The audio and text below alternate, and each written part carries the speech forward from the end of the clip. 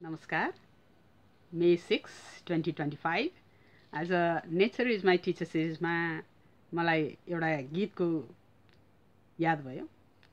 मनको कुरालाई बाँधि नराख, गाँठो परि जाला चट्ट सुनाइदेऊ, चट्ट सुनाइदेऊ। मनको कुरालाई बाँधि नराख, गाँठो परि झाला चट्ट सुनाइदेऊ। मलाई यो गीतको सम्झना केले आयो भने अस्ति मैले पाउरोटीलाई चाहिँ मैले यसलाई काटेर के हुँदो रहेछ हेर्नको लागि अलिकति पाउरोटीको टुक्रा चाहिँ मैले प्लेटमा राखेँ। यो यस्तो छ। अनि अलिकति पाउरोटीको टुक्रालाई मैले चाहिँ यो पाउरोटीकै खोलमा राखेँ हैन। यो पाउरोटीमा त्यो भाँडोमा राखेँ, यो प्लास्टिक राख्यो। पानी पनि छ हेर्नु यहाँ हैन। यसरी प्लास्टिक भित्र बन्द हुँदाखेरि यसमा चाहिँ के भयो त, जो रेस्पिरेसन भयो यसले हावा त लियो, तर पछि गएर यो ढुसी लाएर सबै ढुसी हैन। भने एउटै पाउरोटी हो जसलाई काटेर त्यो खुल्ला भाँडामा राख्दाखेरि यसले श्वास प्रश्वास राम्रोसँग गर्न पायो, कुनै चाहिँ एकदम बन्द भएन। अनि जस्तो हामीले चाहिँ जे पर्यो त्यो बोलेर फाले जस्ताको तस्तै छ है। यो सस्तै रह्यो पाउरोटी, तर यो पाउरोटी हेर्नुहोस् त पुरा ढुसी लाएर है, केही पनि छैन सबै। भने यो के भयो त भने बन्द भयो, यसले सास फेर्न पाएन। ल भनौँ, भन्नुको अर्थ उकुस मुकुस यसले चाहिँ नि प्लास्टिकभित्र रहेर उकुस मुकुस। जब हाम्रो कुरा मनमा छ र मनको कुरा चाहिँ नि उकुस मुकुस भयो भने के हुन्छ त भन्दाखेरि जसरी यो पाउरोटी चाहिँ नि एकदम ढुसी लाएर एकदम गयो, अनि अर्को पाउरोटीलाई चाहिँ खुल्ला राख्दाखेरि अथवा मनमा भएको कुरा हामीले खुल्ला छोड्दाखेरि चाहिँ आफूलाई हाम्रो शरीरलाई चाहिँ केही बाधा अडचन केही पनि आउँदैन। यसकारण कहिले पनि हामीले के सम्झनुपर्छ भने कुनै पनि कुरा पर्सनल हो, राम्रो नराम्रो भन्ने हुँदैन। आफ्नो आफ्नो चाहिँ नि अनुभव हो त्यो, अनि त्यो अनुभवलाई सेयर गर्ने भन्ने कुरा चाहिँ के त भन्दा एक त विद्या दानम सर्वदानम प्रदानम।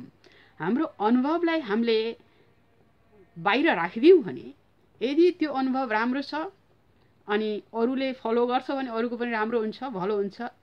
यदि आफ्नो अनुभव आएको हिँडेको बाटो चाहिँ राम्रो छैन भने नराम्रो बाटो भनेको के हो त भन्दाखेरि त्यो खाडल खनेको एम्ब्युस जस्तै हो हैन। एम्ब्युसमा चाहिँ पहिला पहिला रतेली खेल्ने अनि मान्छेहरूलाई बिहामा चाहिँ नि के अगाडि अगाडि आउँथ्यो के है।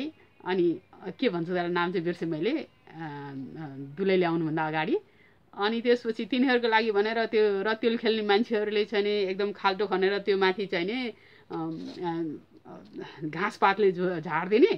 अनि त्यसपछि ल आउ ल बस्नु भनेर चाहिँ नि के अरे गुन्द्री ओछ्याइदिने। अनि त्यसपछि त्यही मान्छेहरू बिचरा बस्दाखेरि त कहाँ गयो चाहिँ नि खाडलमा पस्यो है। त्यो थियो रमाइलोको लागि। तर अहिले विभिन्न लोभले गर्दा, लोभ लालचले गर्दा अथवा के अहङ्कारले गर्दा मान्छेमा त्यस्ता अनुभवहरू सँगाल्नु पर्ने अवस्था पनि धेरै ठाउँमा देखिएको छ। जस्तो चाहिँ नि इन्डियामै केआइटीमा पढ्न जाने दुईवटा बहिनीहरूले आफैले आत्महत्या गरे। त्यो आत्महत्या गर्नु हुँदैन, किनभने यो शरीर त शरीरमा भोग्नाइको लागि हो र जन्म र मृत्यु बीचको हाम्रो चाहिँ यो जीवन यात्रा हो। यसमा जीवन यात्रामा हाम्रो रोलर कोस्टर जस्तै हो। यस्तो सरल भयो भने नि लाइफमा कुनै पनि रमाइलो हुँदैन। जब जिन्दगीमा उतार चढाव आउँछ अनि त्यो उतार चढावलाई अनि हामीले बताउन पाउनु, अनि त्यो सेयर गर्नु, कथा भन्नु भोलि बच्चाहरूको लागि पनि बेड टाइम कथा बन्न सक्छ होइन त।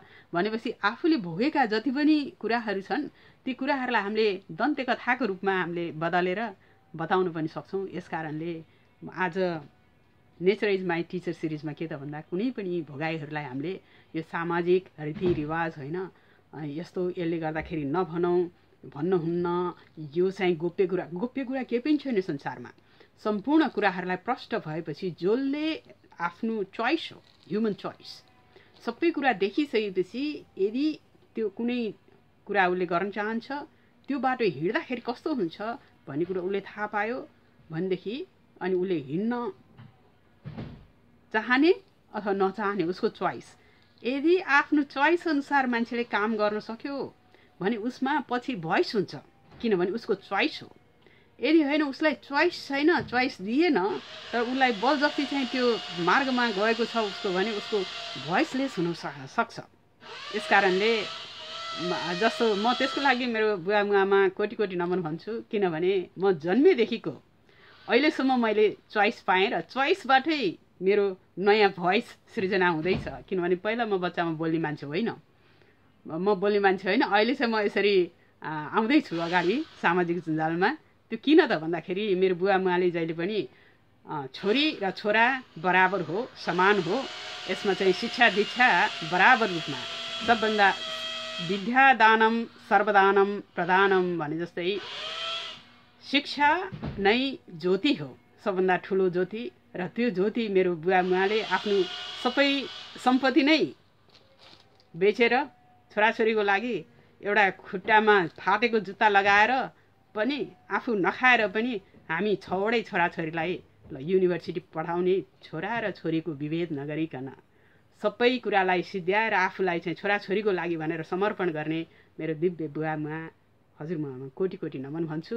र मनको कुरालाई हामीले बाँधेर राख्ने होइन, मनको कुरालाई हामीले प्रष्ट बोल्नु पनि पर्छ। र अर्को कुरा चाहिँ के भने हामीले आफूले बितेको कुरा अनि भोगेको कुरा र हिँडेको बाटो, यो भविष्यको कर्णधारलाई हामीले देखाइदियौँ भने उनीहरूमा चोइस हुन्छ कुन बाटो कहाँ जाने नजाने।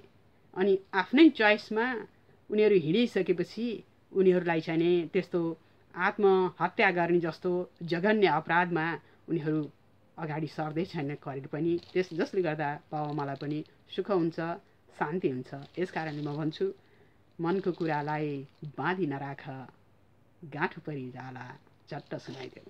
नमस्कार।